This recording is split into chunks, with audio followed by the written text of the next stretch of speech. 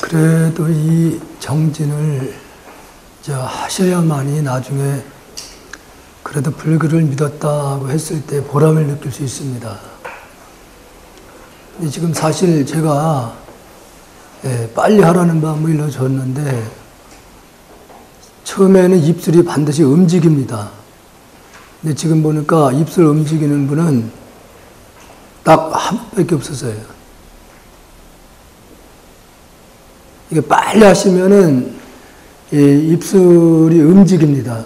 빨리 하시게 되면. 입술이 안 움직이는 사람은 생각으로 이렇게 굴리는 게 처음에 그냥 힘들어요. 빨리 안 되거든요. 이렇게 빨리 하게 되면은 입술이 움직여야 돼요. 이렇게 습관적으로 주무시기 전에도 꼭 이렇게 속으로 그렇게 빠르게 이렇게 모로 눕던 가장 편한 자로 누워서 이렇게 빠르게 하는 습관을 들이셔야 돼요. 그래서 나중에 심이 좀 탄력이 붙고 하면은 밤새도록 하실 수 있어야 돼요. 확 밀어붙여서. 이게 처음서부터 세게 나가려고 그러면은 안 돼요. 그러니까 조금씩 적응해서 나가셔야 되거든요. 그래야지 내가 갈 앞일을 이렇게 내다볼 수 있어야 돼요. 걱정하지 말거라, 울지 말거라, 내가 알아서 갈 테니까 제세도 지내지 말고 내가 알아서 간다. 알아서 찾아가셔야죠.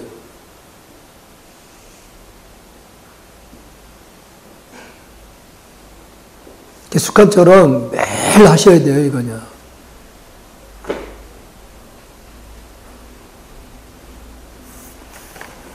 심이라는 것은 우리가 수행의 심이라는 건 금방 눈에 나타나는 건 아닌데 그렇게 조금씩 이렇게 하다 보면은 탄력이 붙어야 됩니다. 어쨌든 간에. 탄력 붙으면 나중에는 내가 의식하지 않아도 앞머리에서 계속 굴러가요. 계속 돌아.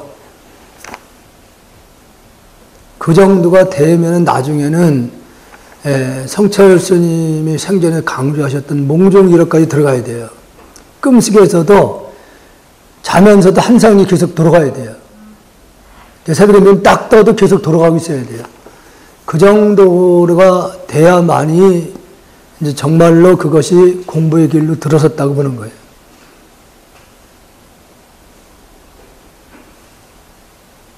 습관처럼 이렇게 하셔야 됩니다. 습관처럼. 자, 오늘은 23쪽 네 번째 구루순불 부처님이죠.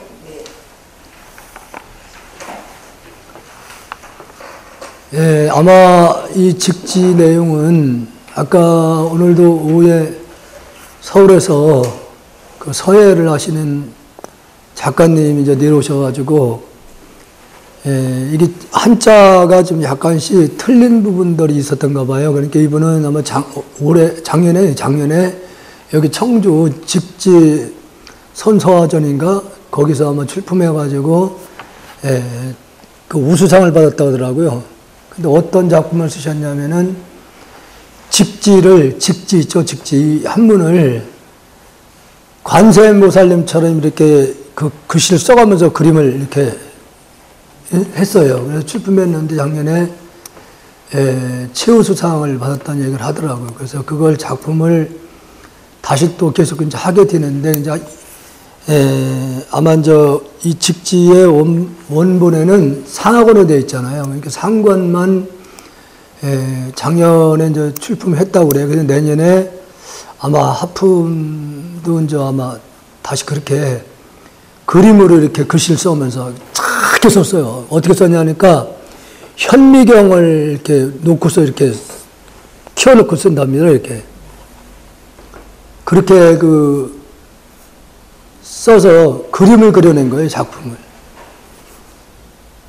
그래서 그걸 지금 족자로 해놨는데 그걸 가지고 왔더라고요. 가지고 와서 스님 드리겠다 하면서 놓고 왔는데 이제 이 한문을, 원문을 보게 되면 약간 틀린 한자가 있는 것 같아서 그것 좀 확인받으러 왔다고 그래서 몇 군데를 얘기를 하시더라고요. 이제 그런 부분 수정을 지금 해주겠는데, 참 그분도 그 이칙지를,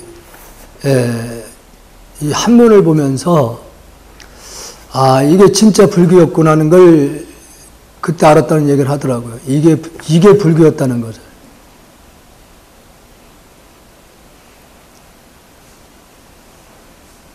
그 조선시대에 한 보살님이 계셨는데 전라도에, 근데 이분은 남편을 유복자 상태에서 아들 가진 상태에서 남편을 잃었습니다.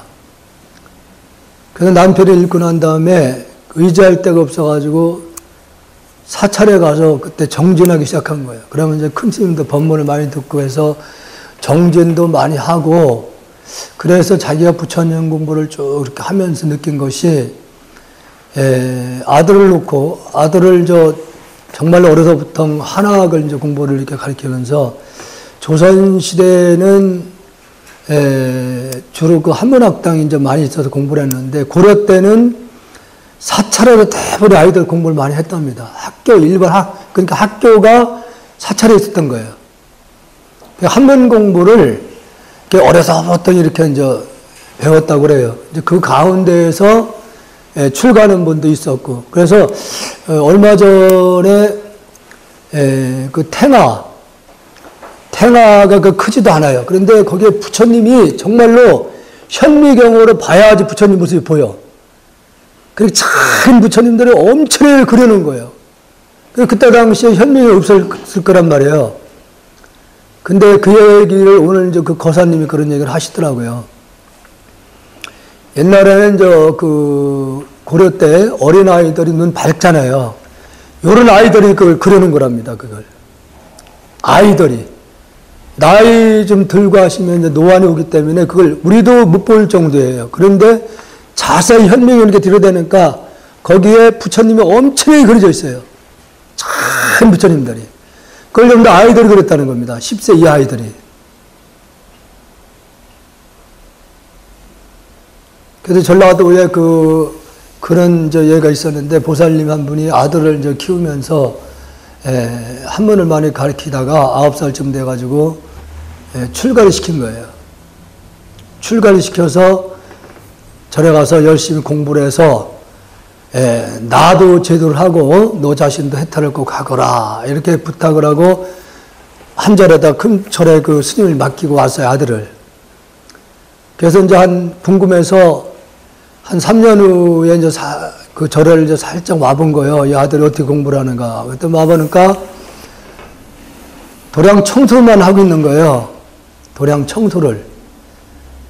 그래서 그 모습을 보는 순간에 어머니 입장에서는 막 속이 상한 거야. 이 공부를 열심히 좀 해야 되는데, 어려서부터. 근데 이 아이가 사찰에 청소만 하고 있거든. 그래서 쫓아와서, 야, 이놈아, 응? 공부를 하라고 시켰지, 여기 청소만, 응? 하는 모습을 보니까 내가 가슴이 아프다. 공부를 열심히 하거라. 열심히 해서 나를 제도를 하고, 너 자신도 제도를 받아야 되지 않느냐. 그러니까 이 어린아이가 고민을 하기 시작하는 거예요. 그럼 우리 엄마를 제도하고 나를 제도하려면 뭘 배워야 될까? 고민을 하다가, 강원에 들어갔어요, 강원에. 강원에 들어가서 열심히 대교까지 공부를 해. 공부를 해가지고서 대교과를 마치고 나니까 이제 한 6, 7년 정도를 공부를 하거든요. 그 대교까지 마치면은. 한 6, 7년을 하는데, 이제 정말로 머리가 이게 좀 좋았는지 강단에 서서 강의를 할 정도 된 거예요. 강의를 할 정도를. 그러니까 이 아들이 자랑을 하려고 어머니한테 편지를 보낸 거예요. 그러니까 어머님이 궁금해서 아들이 어떤 공부를 했는가 궁금해서 와서 보니까 그 강당에서 스님들에게 상대로 강의를 하고 있는 거예요. 가만히 듣고 보니까 이놈이 쫓아가지고 기시새끼를 올려붙여 버리가. 야, 이놈의 새끼야, 말장난하라고 너를 여기다 보냈냐면서 기셔대로 올려붙인단 말이에요. 그러니까 그 많은 사람들 가운데 정신이 쑥 빠진 거예요. 그래서 방으로 들어와서 고민을 하는 거예요. 이거 어머니도 제도하고 나를 해탈시켜야 된다 그러는데 무슨 공부를 해야 되는가? 이것도 아니라면 경전 공부도 아니라면 뭘 해야 되는가? 그래서 이제 범패를 배우려고 범패를 잘 하시는 스님을 찾아가요. 그 3년간을 범패를 배워. 아, 이 범패를 통해서 어머니가 돌아가신 후에 내가 이 의식을 통해서 제도를 해야 되겠다.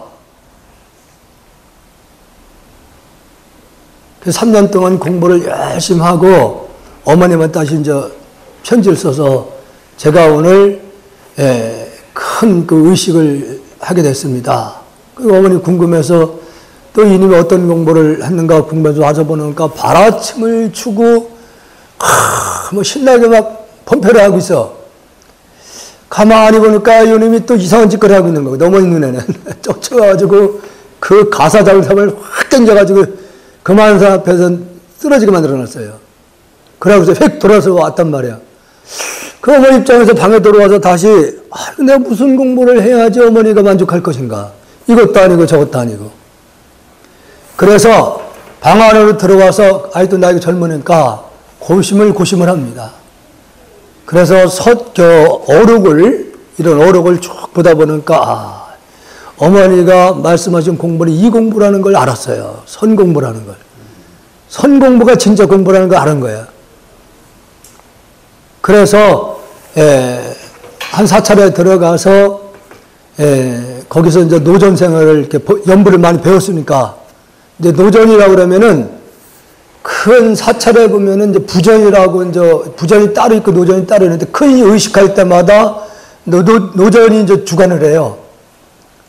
부전 스님도 또 있어. 의식을 다, 작은 의식을 다 하는 분들을 이제 부전이라고 그러는데, 노전 의식을 하면서 그 보시를 받으면은, 보시 받은 걸 가지고 쌀이나 아니면 깨 같은 거 말려서, 그걸 바로 가루로 깝니다. 가루로 이렇게. 그래서 한 3년치를 준비를 해서 깊은 산속으로 들어가는 거예요. 거적대기 이제 몇 개 들고, 짊어지고 산속에 들어가서 보니까 자연적으로 동굴이 하나 보이는 거예요. 거기 들어가서 거적대기 밑에 이제 한 서너 장 깔고, 그리고 앞에 이제, 가로막고 이렇게 해서 거기서 용맹정진에 들어가는 거예요. 나는 누군가를 하드를 들고. 그래서 정말로 용맹정진을 쥐하로 한 생을 놓치지 않고 정진을 해요. 이렇게 그 3년 전씩 흘렀어요. 얼추 가지고 준비해 간 것도 이제 다 떨어진 상태예요. 이게 막 마음이 이제 조급해오는 거예요. 이거 못 깨치면 안 되는데. 그래서 마음을 막 조마조마 막 진짜 불안하고 있는데 어느 날 어머님이 이제 궁금하기 시작한 거예요. 이님이 어디 갔는가? 어디 가도 소문이 없어요. 한 절에 가니까 글쎄 공부하러 산속으로 들어간 것 같다. 그래서 어머니가 음식을 준비를 해서 아들을 찾아 들어가는 거예요. 저 깊은 산속으로 들어갔다 얘기만 듣고 이제 찾아가는데 어느 개울 쪽에 이렇게 가서 보니까 그 발자국들이 보이는 거예요. 발자국. 그래서 여기 이거 낯선 곳이니까 여기 어디 아들이 어디 공부를 하는 곳이 있겠구나. 그래서 주위를 살펴보니까 거죽대기가 이렇게 친 게 보이는 거예요. 눈물이 확 막 어머니가 너무 내가 했는가 보다 생각을 하고 막 눈물이 막 쏟아지는 거예요. 그 거죽대기를 살살 이렇게 열으니까 아들이 산발을 해가지고 알 수 없는 모습으로 있는 거예요. 그 순간에 어머니가 아들을 그냥 넘어한 것 같다는 생각이 들어요. 팍 꼬라는 순간에 아들이 확철대오랍니다. 거기서 확철대오래요. 그때서야 그 아들이 하는 말이 이제야 어머님의 말씀을 알겠습니다. 이제는 제가 어머니도 제도할 수 있고 저도 제도를 할 수 있습니다. 그래서 이 일하는 스님들에게 그 어른 스님들이 많이 하는 말씀이에요. 진짜 공부는 오직 마음 찾는 공부밖에 없어요. 이게 진짜 공부지 학문적으로 공부하는 건 의미가 없습니다. 그건. 그러니까 이 직지 내용도 아무리 지식이 많다 하더라도, 높다 하더라도, 지식적으로는 절대 이걸 이해를 못 합니다. 할 수가 없어요. 눈을 뜨지 않으면은. 어떤 것이 공부라는 거 아시겠죠? 그러니까 아까 간접적으로 일러드렸잖아요. 그러니까 앉아서 정진한다고 온갖 망상 피우고 앉아있으면, 그, 공부 아니에요? 공부한다고 자세는 막 탁 들고서 앉아서 하면서 뭐 생각은 집에 가스불을 껐나, 응? 개똥은 언제 탈 것인가, 이런 것만 또 생각이 떠올립니다. 가만히 있으면은. 이러면 무슨 이게 공부예요? 뭐 아닙니다. 그건 공부 아니에요. 망상 피우고 앉아있는 거지. 그래서 옛날에 그 성철 스님이 법문하실 때 보면은 선방에 수자들을 상대로 법문하실 때 보면은, 성철 스님은 이제 눈이 이제 이게, 마음의 문이 어느 정도 열려 있으니까 보면 안다는 거야. 예, 보면 안 돼요. 이놈들 말에 앉아가지고 눈을 감고 있는 상태에서 수행하는 것 같지만은 오늘은 어떤 분이 대전공양 올까? 이것만 생각하고 있다는 거야. 이게 대전공양을 갈 때 보면은 과일이든 떡이든 참 맛있는 것만 해가지고 가요. 참 맛있는 것만. 근데 그런데 그런 음식에 길들였던 사람들은 일반 절에 오면 먹진 않으려고 그래. 길이 그 좋은 것만 맛있는 것만 길들여져가지고. 아주 입만 고급이 돼서 나와. 저희 스님도 연사가 들어서 선방을 이제 다니고 그랬을 때 말씀하는 거 보면은 한 3개월 쉬었다가 선방에 들어가면 한 20일 동안 헤맨다는 거예요. 이 집중이 안 돼가지고. 20일 정도는. 이 집중이 안 된답니다. 그럼 집중 들만 하면은 이제 해제가 돼버린대. 그게 계속 반복되게 그렇게 해가지고는 절대로 안 된다는 거예요. 그래서, 생전에 성철스님이 가장 강조한 게 뭐냐면은 깨치기 전까지는 해제가 없는 거예요. 깨치기 전까지는. 깨침을 향해서는 부단히 노력해서 가야 돼요. 구루손 부처님은 현재 현겁의 첫 번째 부처님인데 개성으로 말씀하셨다. 몸이 실체가 없음을 보는 것이 부처님의 몸이요. 물질이 실체가 아닌 것을 보는 것이 그것이 참 봄이다. 그게 부처님 몸이다. 그런 뜻입니다.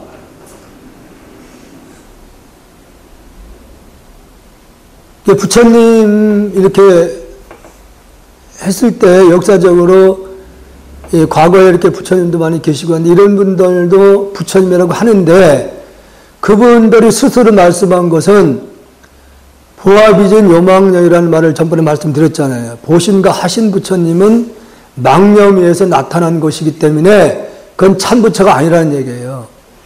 그러면은 과거에 부처님들이 말씀하신 그 부처라는 것은 바로 생각 이전의 자리를 부처로 얘기를 한 것이지 어떤 형상적으로 부처는 부처가 아니라 이래요.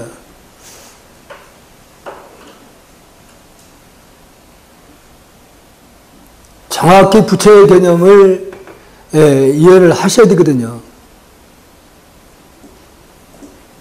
그래야지 이 개성 부분들을 이해를 할 수 있는 거예요. 여기서 몸이라고 한 것은 우리 육신분만 얘기한 게 아니에요. 형체. 형상으로 이루어진 모든 존재는 전번에 재행무상 재건무와 설명을 드렸잖아요. 재행이라고 했을 때는 그 재자가 모두 재자예요. 모두라면 정신과 물질세계 온과 색수성형식을 얘기를 하는 거예요. 반야신경에서. 저 재자가 모두 재자가 물질과 정신 작용까지 얘기를 하는 거예요. 이것이 다 공하다 그런 얘기죠. 공하다고 하니까 아무것도 없는 게 절대 아닙니다. 그러니까 공하다고 했을 때는 아무것도 없는 것이 아니라 바로 마음은 분명히 존재하는 거예요. 이 실상의 근본은 다 마음으로 된 거예요. 그러니까 마음은 물질이 아니기 때문에 있는 것도 아니고 없는 것도 아니라는 그런 얘기예요. 그렇다고 부정할 수도 없고 있다고 할 수 있는 것도 아니라는 얘기예요. 이 부분을 여러분들이 이해를 하셔야지 이 자리를 부처라 얘기를 하는 거예요. 여기서 말하는 그 자리를. 그러니까 공허하다고 그러면 아무것도 없는 게 절대 아닙니다. 다시 말씀드린 이 공간에 아무것도 없는 게 아니에요. 산소와 수소로 생명체를 꽉 찼어요. 그럼 생명이나 산소나 수소도 본질은 뭐야? 생명인 거예요. 텅 비었다고 해가지고 아무것도 없는 것이 분명히 아닙니다. 이걸 정확히 아셔야 돼요. 그래야만이 이 개성 부분을 이해할 수 있어요. 그 형상이 실체가 없음을 보는 것이 부처님 모습이에요. 그러니까 실체가 없다고 봐야 되지, 아니 그렇다고 해서 아주 없는 게 아니란 얘기예요. 재범무화에서 물질과 정신세계는 나라고 할 수 있는 것이 없는데, 없다는 얘기예요. 나라고 할 수 있는 게 없다. 나는 있는데 나라고 이름을 붙일 수 있는 것이 없다는 말이에요. 그 말이에요. 나라고 할 수 있는 것이 없다는 얘기지 나가 아예 없다는 뜻은 아니에요. 이걸 정확히 하셔야 돼요.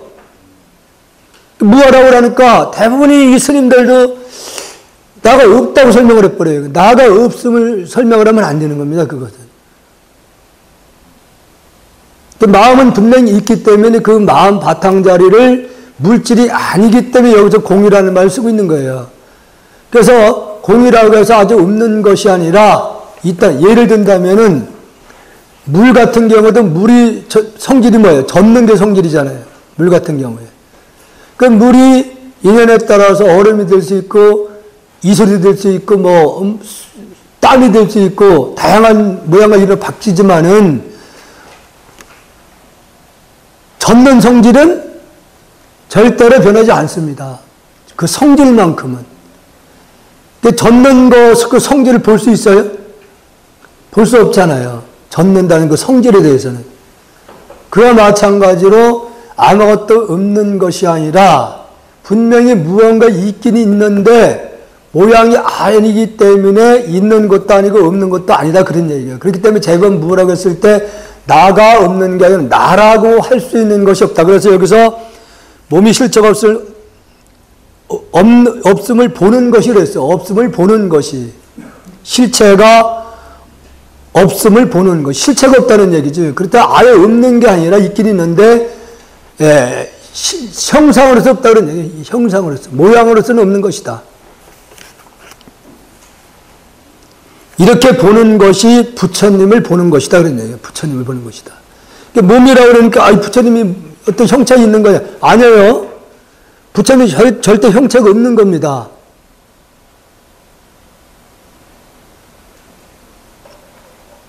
그래서 제가 그 달마 어록을 강의를 해서 책을 낼 때 가나선 그 가운데 하두가 있어요. 달마는 서쪽에서 오신 그 하두가 있거든요. 공안. 그 공안이 있는데 그러니까 대부분이 달마가 서쪽에 오신 뜻이 무엇인가를 하두를 들어요. 분명히 달마 스님이 서쪽에서 왔잖아요. 교학적으로. 오셨으면 그 뜻이 무엇이냐 이거지. 그 뜻이, 오신 뜻이 무엇이냐는 공안이 있어요.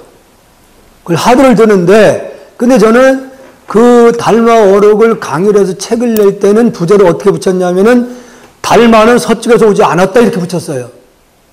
서쪽에 오시지 않았다. 왜 이렇게 역으로다가 가나서전에 의심을 해야 되기 때문에 온 거에 대해서 의문을 가져나갔고 조사선에서는 여기 전부 일체가 공안 상태이기 때문에 오지 않았다 이렇게 붙인 거예요. 그러니까 이것이 많은 그분들이 이제 왜 왔다고 하는데 왜 스님은 오지 않았다고 했냐 이게 이제 의문이 생기잖아요. 그래서 이제 조사선에서는 오구감이 없기 때문에 역으로 가나선에서 온 뜻에 대해 의심할 것이 없다 이거지. 조사선에서는 본래 그 마음 진엽 달마의 본래 자리는 오구감이 없는 거예요. 물질이 아니기 때문에. 그런 차원에서 조사선 수행과 가나선 수행이 다른 거예요. 그래서 조사선 수행이나 가나선 수행은 다 마음을 집중시키기 위한 하나의 방편이지만은 깨달으면 똑같은 자리에 도달하는 겁니다. 다만 가는 길을 그 길에서 방법만 좀 다를 뿐이야. 목적은 같습니다. 마음이 헛개비와 같음을 깨닫는 것이 부처님의 깨달음이네. 그러니까 지금 여기서 말하는 마음이라고 하는 것은 우리가 지금 보고 듣고 생각하는 걸 얘기하는 거예요. 이게 뭔지는 아시겠죠, 이거? 볼펜이잖아요. 지금 다 보셨죠? 보셨으면 이 생각이 좀 있다가도 계속 이 생각이 머무를 수 있을까요? 볼펜의 생각이. 계속 머물지 않을 거예요. 다른 생각으로 또 바뀌거든요. 그러니까 마음이라는 것은 그래서 여기서 헛개비 같은 것이다. 헛개비. 전 시간에는 한술이라는 말을 썼단 말이에요. 거사님 머리가 복잡한가 봐 이해가 안 돼서. 많이 혼돈돼요. 어떤 부분이? 말씀하시는 게 많이 혼돈이 돼요. 혼돈이 막 혼란스러워요.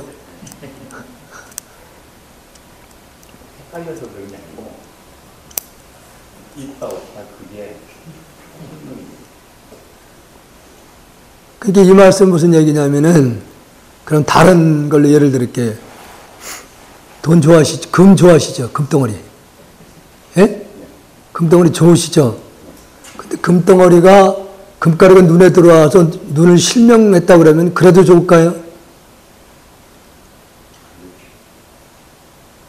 이게 기가 아니라 저 사람이 개인적인 그 생각에서는 그 금가루에서 실명했기 때문에 안 좋다고 얘기를 했는데 처음엔 좋다고 그랬어요. 그렇잖아요? 그럼 결론은 뭐냐면은 좋은 것도 아니고 나쁜 것도 아니다 그런 얘기예요. 그러니까 이 어떤 돈이라는 것도 좋잖아요. 그런데 그것이 돈으로 인해서 요즘 형제들 간에 갈등 겪는 경우가 많잖아요. 차라리 돈이 없었으면. 지금 마약 그 손을 댄 분들 보면은 대기업의 손자들, 그 3세들. 그 돈이 없었으면 그놈들 그거 못해. 안 하지. 돈이 많았기 때문에 그걸 손을 대는 거거든요. 다는 아니지만은, 그 어떤 존재든 간에 본래가 좋은 것도 아니고 나쁜 것도 아니잖아요. 본래가, 저번에 제가 말씀을 여러 번 드렸어요. 본래가 모양이 아니기 때문에 모양이 아닌 것이 작용을 통해 나타나는 것도 역시 모양이 아니라는 얘기예요. 이게 본래가 좋은 것도 나쁜 것도 아니기 때문에 본래가 나쁜 것도 좋은 것도 아니기 때문에 그것이 작용을 통해 나타난 것도 역시 좋은 것도 나쁜 것도 아니라는 얘기예요. 그 어떤 것도 마찬가지예요. 그 지금 처음에 결혼할 때는 좋았다고 분명히 했어요. 너 아니면 안 된다 분명히 했죠. 그런데 오래 살아보니까 뭐라 그래요 지금은. 너 때문에 못 살겠다고 그러잖아. 너 때문에. 그러니까 본래가 근본 실상 자리가 좋은 것도 나쁜 것도 아니기 때문에 그것이 작용을 통해 나타난 모든 현상계도 역시 좋은 것도 아니고 나쁜 것도 아니라는 얘기예요. 이걸 바로 중도 사상에도 이렇게 얘기를 하는데 이게 헷갈리는 게 뭐냐면 아함경에서는 중도를 어떻게 설명하냐면 이것이 있으므로 저것이 있고 이것이 뭐라면 저것이 뭐라면 이걸 중도라고 그래. 그런데 이 반야비로서는 이것도 저것도 없어요. 반야신경에서 보면은 아함경에서 말씀했던 부분들을 반야신경에 다 부정을 하고 있는 거예요. 다 부정을 해. 무한이비설실, 무색성향 미측법, 무한개내지, 무무명 다 부정하잖아요. 그러니까 아함방내에 얘기한 부분을 반야비 와서는 전체를 싹 부정시켜버려요. 아니다 이게 아니다. 저번에 말씀드렸는데 아함인 방등에서는 이 우리가 현실을 무시할 수 없으니까 현실에서 우리가 이것을 하고 이것을 하지 말거라. 에? 그런 차원을 말씀하다 보니까 실상은 거기서 말씀을 안 한 거예요, 부처님이. 그러니까 아함방등경이라는 것은 가장 낮은 차원의 일반 교육 수준을 말하면 이제 유치원, 초등학교 수준 교육 수준이에요. 아함방등경 그 공부가. 그러니까 이 반야부서부터 진짜 불교로 시작된 거예요. 진짜 불교. 근데 이걸 좀 정확히 아셔야 돼요. 그래서 이걸 아셔야 되는데 아직도 제가 개인적으로 잘 아는 스님은 지금도 어디 큰 법회 가면은 연기법을 계속 강조하면 그걸 중도라고 그래. 그러면 수행을 좀 하신 스님들은, 저 낮은 공부를 자꾸 불교라 그러면 안 된다, 이거죠. 반야에 보면 헷갈리는 거예요. 반야부에 와서는. 암반여행이었던 걸 다 부정을 해버리잖아요. 아니다, 아니다. 물론 이것도 없고 저것도 없다 그런 얘기잖아요. 반야부에 와서는. 암에서 이것이 있으면 저것이 이끌이 그랬는데, 반야부에서 이것도 아니고 저것도 아니다. 이렇게 부정해버린단 말이에요. 이게 진짜 불교는 왜 그런 거냐면은, 우리가 부처님께서 우리가 삶이 정말 행복이 넘친다면은 이거 종기 필요가 없어요. 그러니까 삶 자체가 크고 작든 간에 고통의 연속이야, 우리 삶 자체가. 그렇잖아요.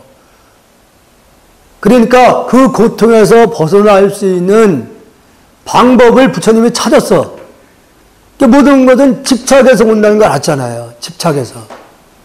내 것이라는 게 아무것도 없는 것인데 우리는 살면서 거기에 코드가 잡히면 어떻게 내 소유를 만들고 애를 쓰잖아요. 그런 그 과정에서 우리는 욕심이라는 게 반드시 개입돼요. 이 욕심 뜻대로 안 되면은 뭐 언어도 뭐 폭력 쓰기도 하고 이것도 날라가고 뭐 거짓말하고 거기다 악업을 다 짓는 거야. 이래서 고통이 계속 고리가 엮여서 고통에서 못 벗어난다는 거예요. 그러니까 이 선에 와서는 대상이 모든 게 다 공하기 때문에 집착할 것이 없다는 거지. 내 것이라고 할 수 있는 게 아무것도 없기 때문에 욕심 부릴 일 없다 이거지. 욕심이 끊어져야지 우리는 삶의 질이 좋아질 수 있는 거예요. 많은 걸 소유했다고 행복할 수 있을까요? 저기 무슨 항공이야, 그 대한. 항공의 그 1년에 그 월급이 뭐 100 미덕이래. 1년에 월급이. 예. 아, 대단하네. 우리는 단돈이 1년에 얼마나 못 맞춰보는데. 참, 그 부귀영화. 그게 자기 자신도 모르게 거기서 갑질 행지를 할 수밖에 없어요. 다는 아니지만은. 그것이 행복한 것이 아니라는 거지. 많은 걸 소유하고 있고, 높은 자리에 있으면은 다 그것이 행복할 수 있다는 생각을 하는데, 높은 자리에 있기 과정이 나로 인해서 상처받은 분들이 많이 곳곳에 있습니다. 어제도 어떤 거사님이 제가 여기 청주에 몇 년도에 89년도에 청주를 갔거든요.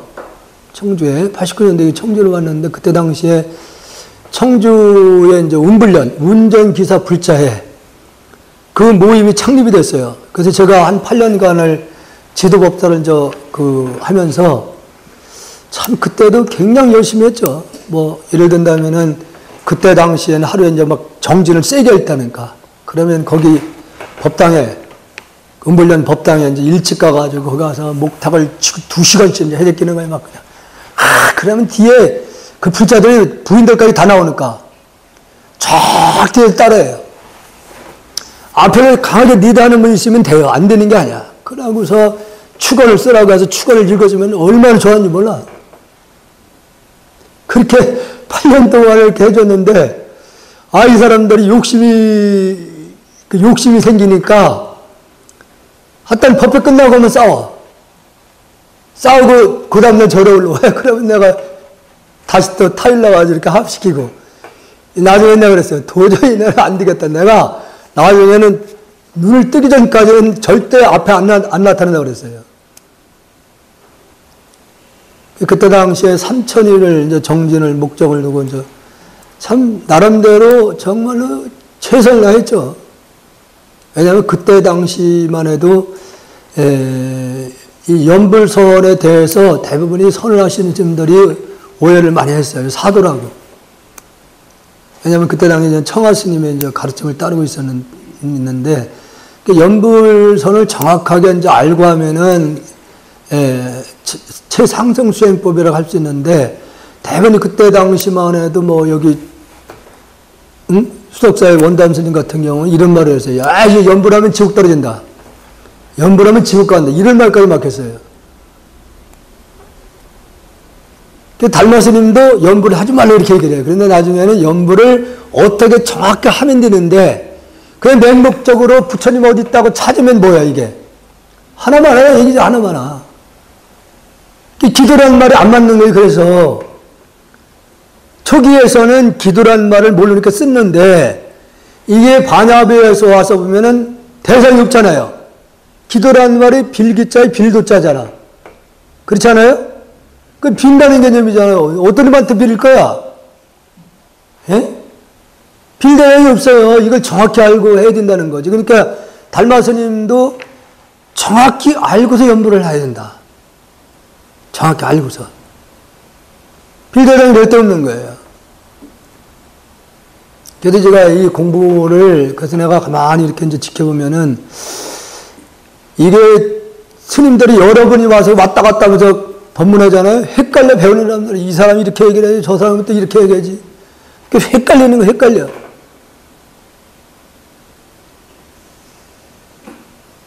그래서 내가 대구의 그 한음사, 그 스님 혼자서 강의를 듣게 해버려요. 끝까지요. 여기 충주에 그 해국 스님 계신데, 거기도 한 스님이 끝까지 하고, 큰 스님이. 이러면 한 분의 사상을 그대로 따라가 배우게 돼요. 여러 사람이 하냐니까 이 사람 얘기 틀리고 저 사람 얘기 다 틀려버려요. 헷갈려. 듣는 사람 입장에서는 헷갈리거든.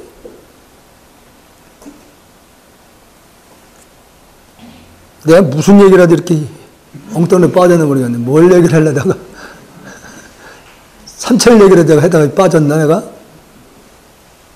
아니에요. 내가 정하는 게 맞는 것 같아요. 근데 그게 힘들더라고요. 지금 찾아가다가 왜 쓰는데. 분명한 것은, 초기 경전에서는 이제 이것이 있고 저것이 있다는 게 기도라는 말이 나오게 되는데, 이 반야후에 들어와서는 기도라는 말이 안 맞는다는 얘기지.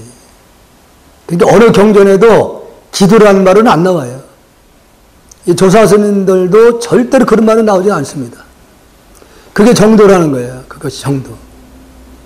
그게 바른 길이라는 얘기예요. 그래서 우리 그 마음이라는 것은 어떤 대상을 통해서 생각을 일으키는 것은 여기서 헛개비라고 그랬는데 왜 헛개비라고 그랬냐면은 내가 아까 무아나 무상에서는 모든 대상이 없다고 그랬어요. 공하다고 그랬어요.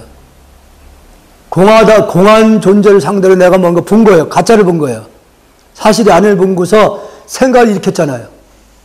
일으켰으니까 그것은 망상이라고 하는 거예요. 번뇌라고 하는 겁니다. 그걸 여기서는 헛개비라는 말을 썼어. 그래서요. 어떤 소리를 듣고서도 생각이 끄달려가. 그 소리에 끄달려 갔으면 속은 거예요. 사실은. 그래서 우리는 이 육적이라는 말을 이 선에서 많이 쓰거든요. 육적이라는 게 뭐냐면 안입이 설신이가 내 본래 마음자리를 자꾸 더럽힌다는 거죠. 마음이 눈을 통해 보고서 생각이 이렇게 망상이 일으킨 거고. 그래서 공허한 면이 생각이 일으켜서 없는 거예요, 원래가. 생각을 일으킬 것이.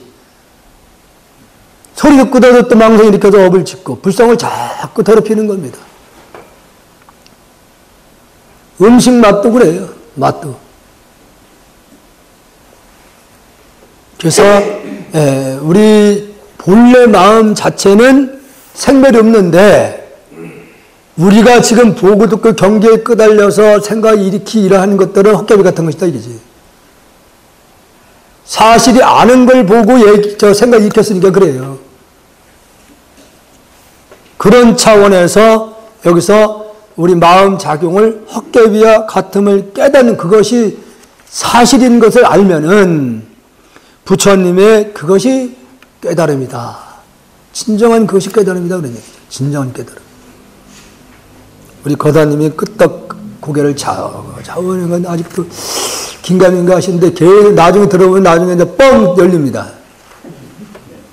몸과 마음이 본성이 공한 줄 안다면은, 물질이나 마음 작용이 본성이 공한 줄 안다면은, 실체가 없는 걸 알면은 그 얘기예요.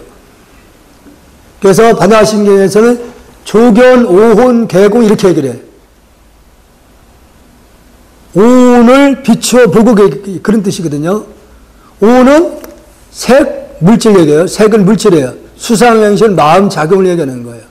뭘 보고서 생각을 해. 생각을 한 다음에 다시 결론을 스스로 이렇게 지으려고 그래. 좋은 건가, 나쁜 건가. 그럼 나중에는 그 생각이 없어져 버려요. 처음에 생각했던 것이. 이런 생각을 우리는 끊임없이 반복을 합니다. 대상을 통해서 마음이 대상을 보고 생각을 일으키고 딱 그 생각이 사라지면 또 다른 생각을, 다른 걸 보고 또 생각을 일으키고 끊임없이 번뇌망상을 이렇게 합니다. 이것이 실체가 없는 것을 비추어 보고 그거예요. 오온 개공. 일체의 고통에서 여였다. 반야신경에서.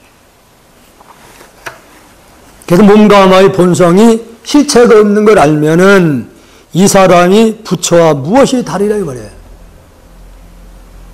이것이 곧 성인의 세계에 오른다 그런 얘기예요. 성인의 세계로.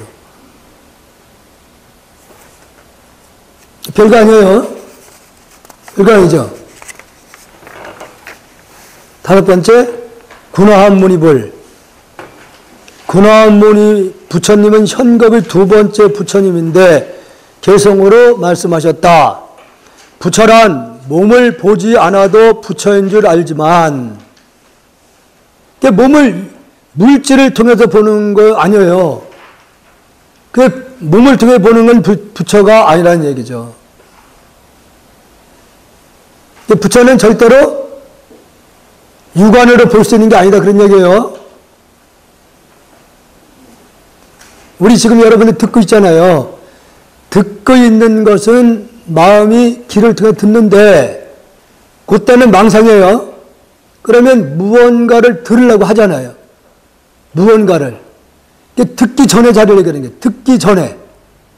작용을 일으키기 전에 자리를 얘기를 하는 거예요. 그래서 여기서 부처란 몸을 보지 않아도 형상을 통하지 보지 않고도 부처인 줄을 알아야 된다는 얘기예요. 형상을 통해서 보는 건 부처가 아니에요. 다 가짜니까. 이 대승 차원에서는 일체 시리불성 이렇게 얘기를 해가지고 일체가 본래가 다 부처님이라는 얘기예요. 그 부처가 작용을 통해서 나타나는 것도 다 뭐요? 부처라는 얘기예요. 그걸 보고 무슨 불? 하신불이라고 그러는 거예요. 하신불. 하신불은 망상에 의해서 나타난 부처님이다. 보아비전 요망년. 요망년. 아주 요망한 생각에 의해서 망상에 의해서 나타난 물질이라는 얘기죠. 부처가 아니에요. 만약 진실로 안다면, 만약에 정말로 진짜로 진실로 안다면 부처가 따로 없다 이거죠. 다 부처 아닌 게 없다는 얘기죠. 이 우주가 왜냐? 다 생명이니까. 그 생명을 본래의 생각하기 이전의 자리를 부처로 얘기를 하는 것이기 때문에 그 모든 물질의 본질은 다 생명으로 되어 있어요. 근데 그 생명은 이 공간에 어디도 없는 게 있고 없는 게 아니에요. 다 우주는 하나의 생명으로 이렇게 돼 있는 거예요. 생명으로 돼 있기 때문에 부처가 어디 따로 있는 게 아니라 그런 얘기예요.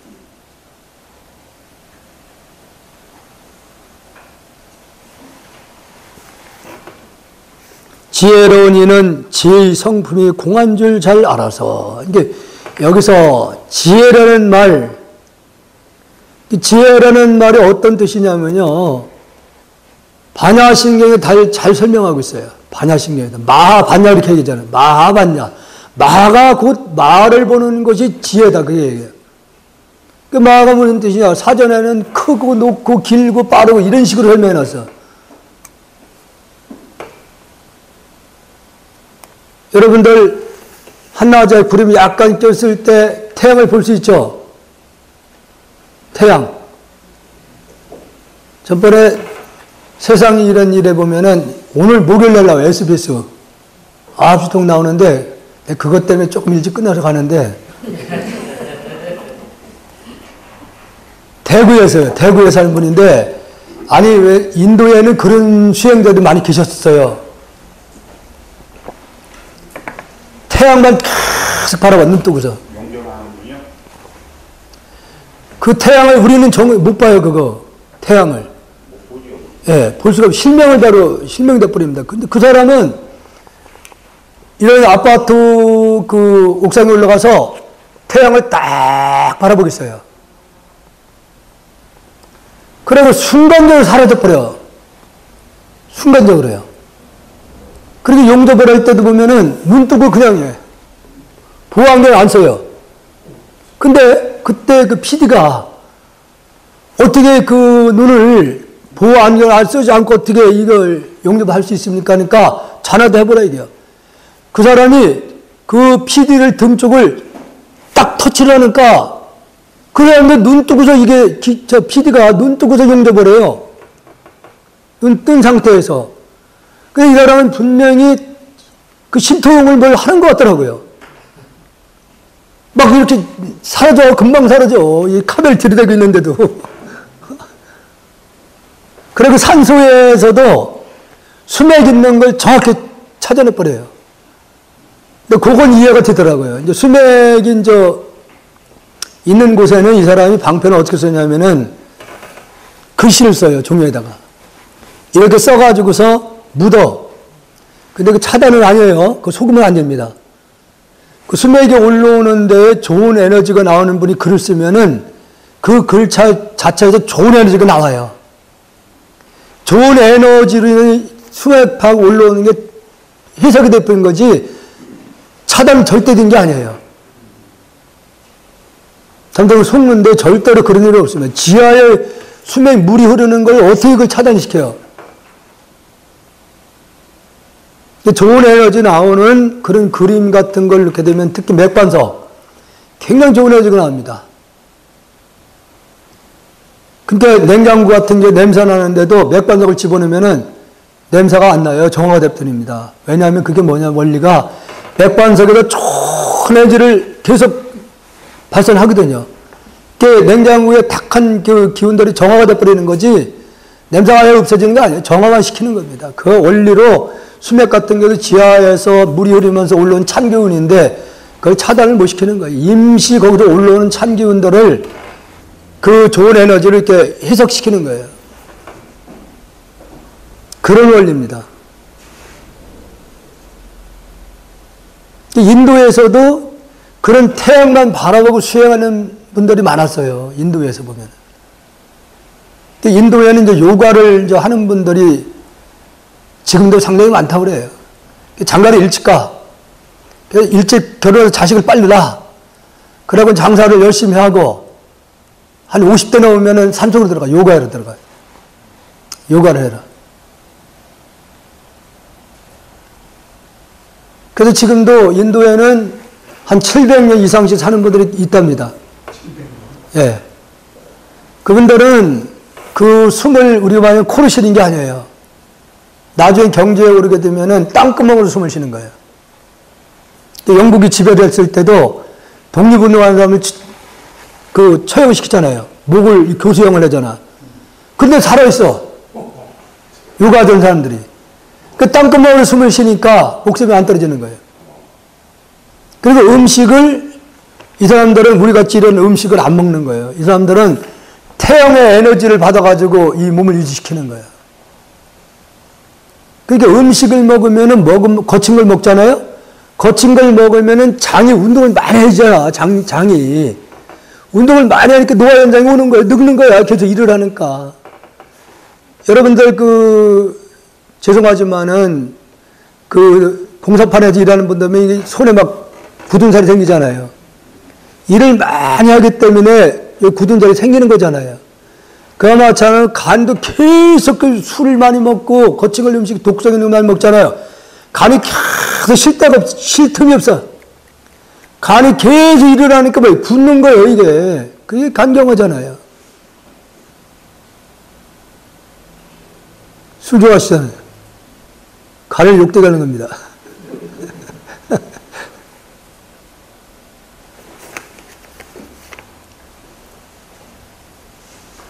그래서 지혜라는 말은 반야신경에서 말하는 마하를 이해를 하는 것이 바로 지혜라고 하는 건데, 마하 무슨 뜻이냐면은 여기서 밤하루에 달도 이렇게 볼 수 있잖아요. 보면 눈 안에 쏙 들어오잖아요.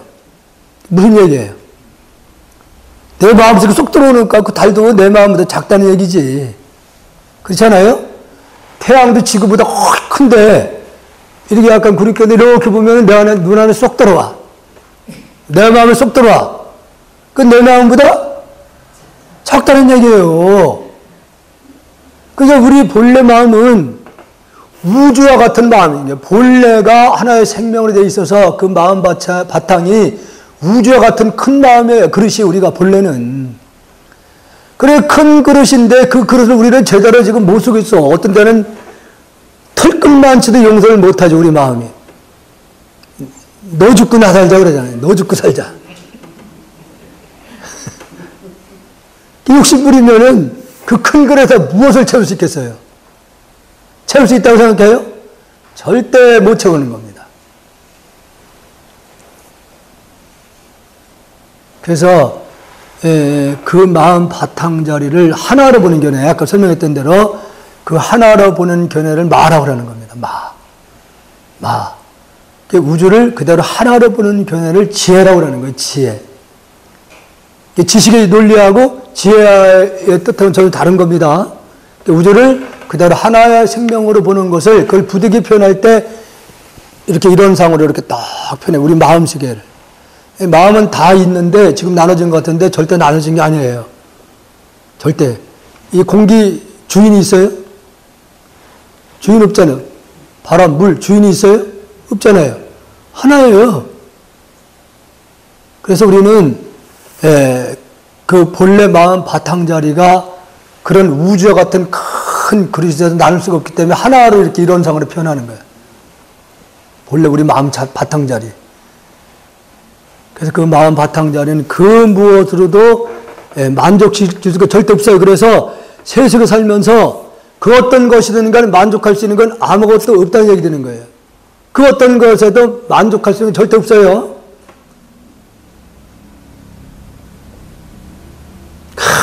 그 욕심 채우려고 아등바등 별짓 다 하고 절대 못 채워요. 끝이 없습니다. 그래서 그거 잘 채우려고 욕심 부린 만큼 업이 그렇게 무거우니까 이제 짊어지고 다니려면 죽어서. 발이 이게 이제 네 발만 가지고 안 되는 경우가 있어요. 업이 무거우면 이게 다리가 한 몇십 개이 붙어야 돼요. 그 짊어지려니까. 치매 같은 경우는 다리가 얼마나 많아요. 그냥 정신을 딱 받아만 기어다닙니다. 업이 무거워서 그래, 이거 업이 무거워서. 뱀 같은 거 있잖아요. 사람이 두 발 달리고 산다는 것은 그나마 업이 좀 가벼워졌다는 얘기지, 업이. 이제 업이 점점 더 무거우면 네 발, 더 무거우면 다리가 엄청나게 붙어야 됩니다. 그 업을 짊어지고 다녀야 되니까. 절대로 욕심이라는 것은 반드시 그것이 언젠가는 다시 나에게 돌아온다는 사실이에요. 반드시 돌아옵니다. 그래서 지혜론이는 그 하나의 도리를 아는 사람 그거예요. 집착할 대상이 없는 것을 아는 것을 지혜로운 사람이라는 얘기예요. 지혜론이는 지성부의 공한 줄 잘 알아서 제 자체도 복이라는 것 자체도 실체가 없는 것이다 이거죠. 이래야지 짜장면 한 거 사주고 저놈이 얼마 언제 사줄 건가 그 생각이 안 일어나죠. 집착하면은 짜장면 사서 거의 몇 년 동안 그걸 못 잊어. 끝까지 받아 먹으려고 하거든요.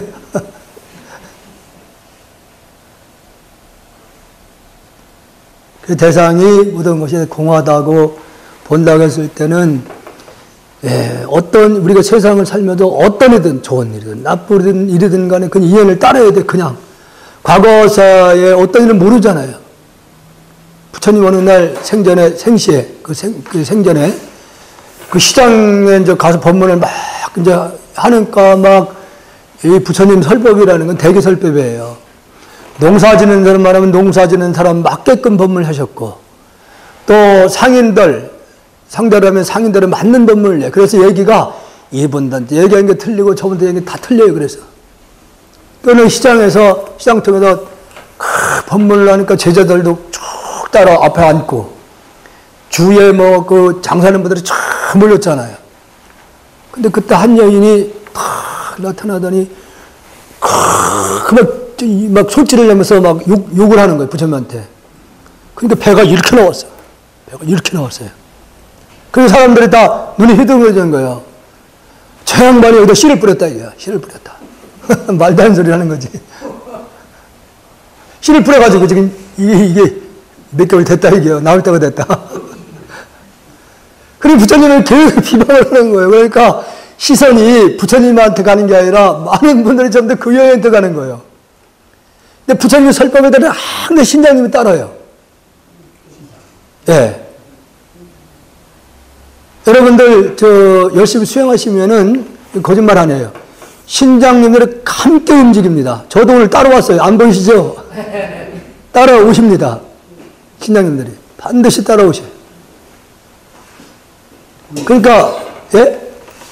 신장님 따라오고 계시는데? 안 보여요? 그때 이제 재석천왕이 위에서 이렇게 보다 보니까 이거 안 되겠다는 생각이 들어서 그 하신의 규제거든요. 재석천왕이. 이게 변해가지고서 박쥐로 변해요. 박쥐로 변해가지고 이게 이제 작잖아요. 변해가지고서 밑으로 치마 속으로 들어가서 끈을 딱 끊어놔. 바가지가 이번에 크게 뚝 떨어져 나가거든. 났다, 이게. 애기 났다. 바가지 났다. 그러니까 난리가 난 거예요. 그러니까 막 제자들이 그 여인한테 막, 속가지 막 하거든요. 근데 그때 부처님이 아니다. 저 여인이 나한테 이렇게 하는 이유가 있다, 이게요.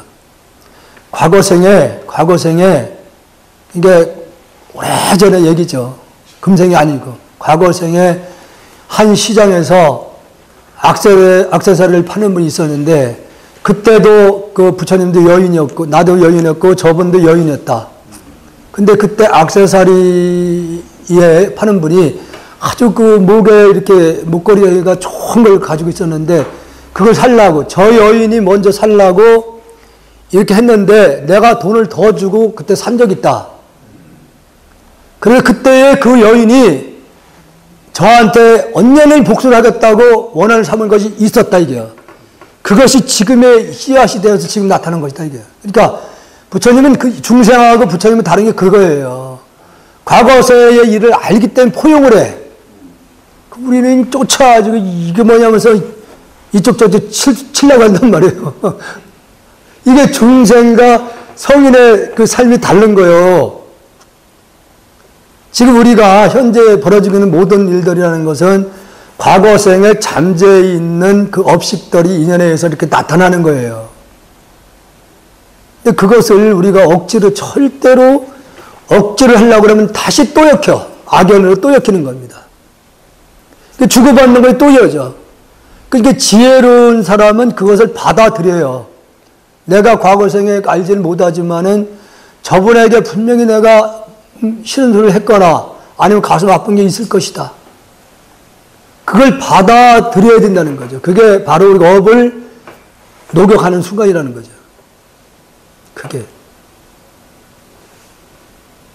그러니까 한 가족의 일원을 살면서도 상대에 대해서 생각이 어때요? 하루하루 막 바뀌잖아요. 시시각각. 예뻤다 미웠다. 이게 왜 그런 거냐. 전생에도 속이고 서로가. 그거 잡던 간에 계속 반복이 됐던 거예요. 직장 생활도 내가 이 직장에 안 들어갔으면 저런 상대 안 만날 건데 가야만 된 인연이 왔어. 필연입니다. 그건 필연. 과거에 잠재했던 인연이 있어가지고 다시 만난 거예요. 그것은 만나서 그 부분이 내가 힘들게 했던 일이 있으면 내가 힘든 일을 당하게 돼 있어요. 반드시. 이런 원리를 우리가 깨닫지는 못했지만 받아들여야 된다는 거죠. 그래야지 그나마 살아가면서도 숨통이 열려요. 그러니까 거사가 한 분이 그 은불련에 그 오랫동안 있다가 이제 저한테 이제 운전대를 좀 놔야 되겠다 그러면서 어디 학교에서 좀 그 복사실 그때 괜찮은가 봐요. 학생 수가 많으면은.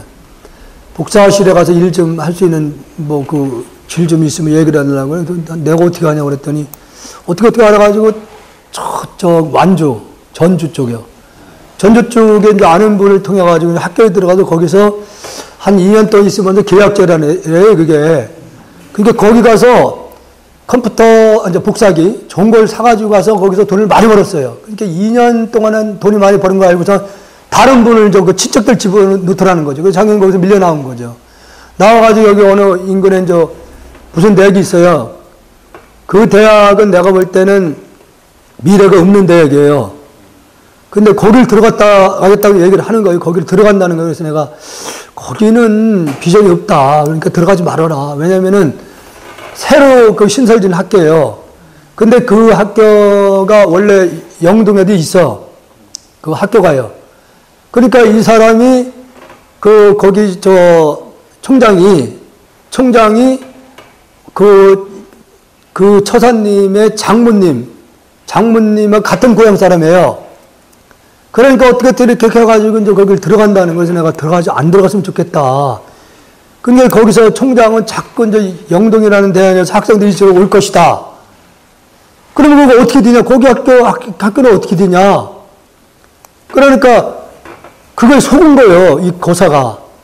속아가지고서 이게 이제 처음에 입찰을 보게 되는데 한 사람도 안 나섰더래요. 거기에. 이 사람만 나선 거예요. 거기에. 나서가지고 자기가 처음에 이제 1년에 처음에는 이제 1,500만 원 썼다 이게요. 1,500만 원 썼는데 하는 총장이 불리더니 내가 아는 사람이 2,500만 원 썼는데 그러면서 가격을 올리더라는 거죠. 확 그냥.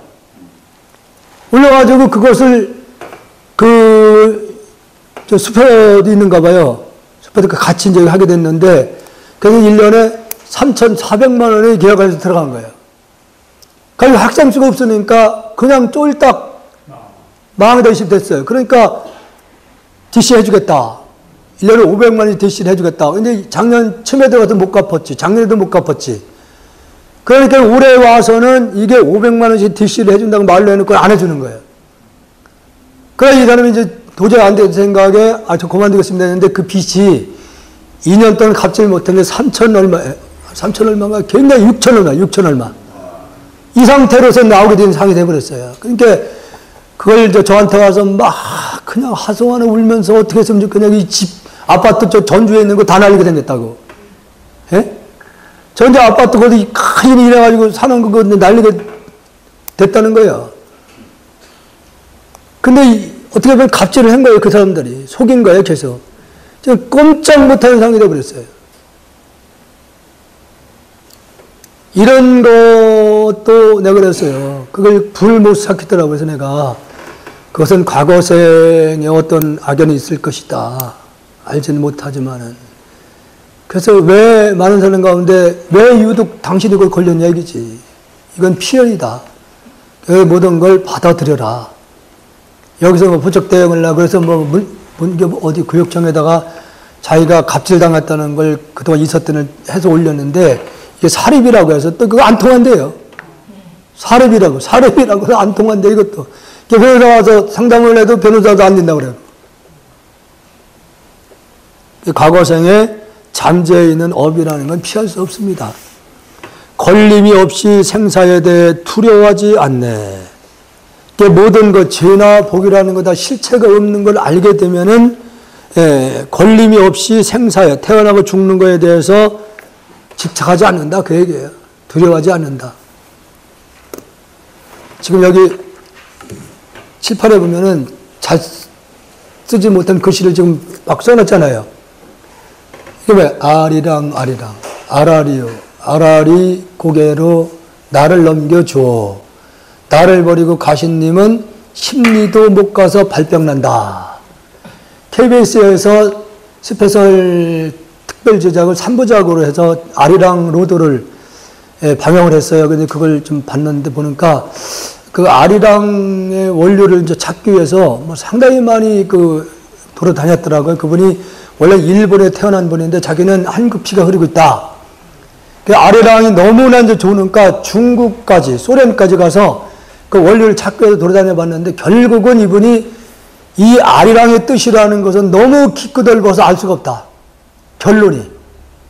그런데 뜻을 보면은 이걸 내가 3년 전인가요? 청주역에서 그 국제행사 아리랑, 직지 행사일 때 직지 아리랑을 제가 그 발표를 했어요.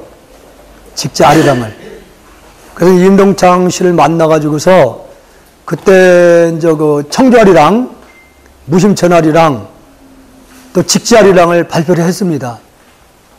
지금 그 자료가 지금 청주시로 넘겨줬는데, 그때 당시에 그래서 내가 아리랑이 무슨 뜻인가를 대부분이 이제 사랑한 사람이 자기를 떼어놓고 간 거잖아요. 이게 일반적인 그 이해는.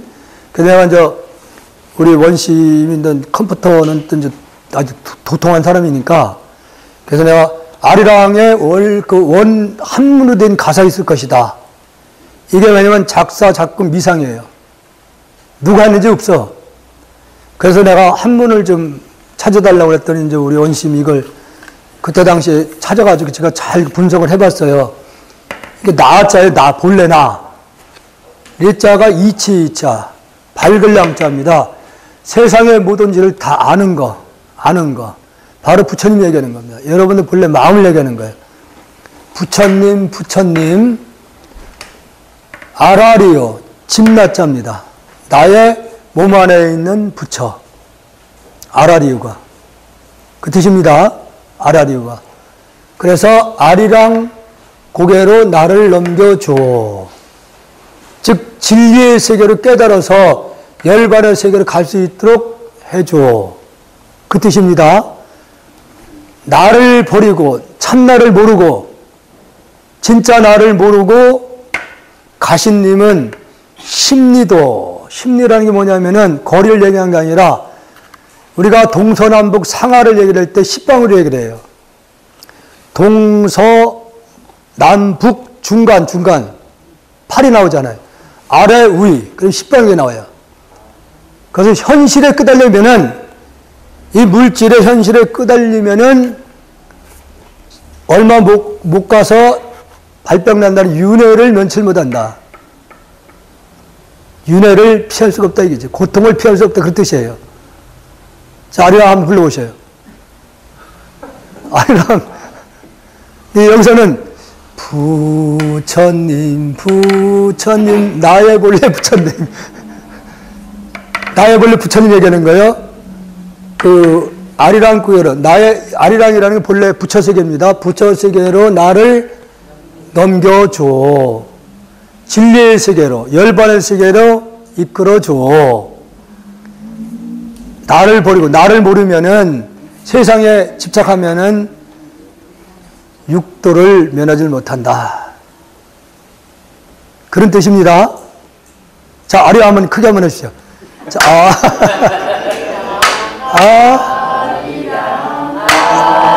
아리요 아리랑 고개로 나를 나를 버리고 가신 이는 심리도 못 가서 발병한다. BTN에서 제가 그날 그 3부작을 낮에 이제 내가 보고서 그 방송국에서 이제 2시 좀 넘어서 왔는데 그래서 제가 그걸 보고 난 다음에 혼자 이 아리랑에서 깊이 생각을 해봤어요. 근데 그때 그분들이 들어왔더라고요. 그래서 내가 아리랑의 뜻에서 아냐 그랬더니 그 대충은 알아요. 그래서 어떤 뜻이에요? 그랬더니 뭐 그 내용 그대로잖아요. 그러길래 내가 이런 설명을 했어요. 그랬더니 이걸 가지고 다큐를 찍어야 된다는 거 이거 가지고. 이게 버버래요. 버버. 그게 뭐냐? 부처님, 나의 본래 부처님. 예? 나의 본래 부처님을 깨달아서 열반에 도달하게 해 주십시오. 근데 진짜 나를 모르고 세상에 집착하면은 윤회를 모치 못한다오. 이게 오랜 세월 거치면 약간씩 이 우리말만 수정이 됐을 거예요. 오랜 세월이 지났다고 봐야 되니까. 이름을 가지고 중국에서 만들었다 우겨. 현재 중국에서는. 자기들이 만드는 거래. 중국에서. 그래서, 아마 이제 지금 현재 정확하게 아리랑의 뜻에 대해서 밝혀지지 않기 때문에 그래서 아마 한 번 언젠가는 이 아리랑을 가지고 방송사에서 다큐를 한번 하겠다는 얘기를 하더라고요.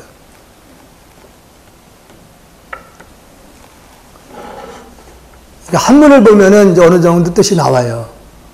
그냥 한글로 이렇게 보면은 나를 버리고서 이제 도망간 거지. 너 도망갔으니까 얼마 못 가서 다리 부러진다. 그런 얘기잖아요. 근데 그런 얘기가 아니라는 얘기예요. 뜻이 굉장히 깊은 거예요. 그러니까. 그래서 아리랑을 본능적으로 우리 본래 자를 얘기를 하고 있기 때문에 지금도 저 어디야 캐나다나 이쪽으로도 이민 가는 분들이 굉장히 많았더라고요. 보니까 그분들도 이 아리랑에 대해서 그냥 한국인이 모이면 아리랑을 항상 불렀대요. 술만 마시면. 그리고 세계에서 가장 아름다운 곡으로 인정을 받았어요. 이 아리랑이. 예, 가장 아름다운 곡으로. 그래서 이제 뜻을 좀 밝혀야 되잖아요. 이것도 불교에서 해야 될 일이고, 집지도 불교에서 할 일이고, 할 일이 많아요. 그래서. 영어로다 이제 한 고사님이 애를 써가지고 해놨는데 이놈의 걸 좀 프랑스 박물관을 이제 어떻게 해보려고 그랬더니 이걸 감수를 받으려고 그러니까 왜 이렇게 돈을 많이 요구하는지 죽겠어요. 돈을 엄청나게 요구를 합니다. 지금 미국 그 프랭크라는 그 교수님이 전 세계에 지금 불교의 그 학자로서는 가장 좀 많이 알려진 분이에요. 이제 그분한테 일단 넘겨주긴 했는데, 그래서 이제 현각 스님한테 이걸 이제 좀 넘겨보려고 그랬어요. 현각 스님한테. 그랬더니 돈을 너무 많이 요구해가지고. 예. 아니, 현각 스님이 요구하는 건 아니지. 여기 서울에서 모든 것을 그 보살님을 통해서 전달이 돼요. 그러니까 현각 스님이 우리나라에서 스님들이, 한국 스님들 돈을 너무 정말 좋아해서 나는 여기 떠난다 그랬는데, 본인도 독일 가서 사찰 운영하고 보니까 돈이 많이 들어가잖아요. 세를 좀 줘야 되니까. 한 달에 700만 원씩 들어간대요. 그 보살님 얘기가. 그러니까 감수를 요구를 하니까 700만 원 정도로 얘기를 하는 거예요. 700만 원. 그러니까 현각스님도 여기 국내에 있을 때는 자기가 뭐 선방을 수자로 다니니까 돈이 그렇게 필요하지 않았잖아요. 근데 막상 살림을 하니까 사찰 운영하려니까 돈이 많이 필요하잖아. 그러니까 중간에서 이 보살님 하는 분, 이 보살님들이 아마 저렇게 행동하면은 그 성각스님이 욕되게 하는 거거든요. 욕되게 하는 겁니다, 그게.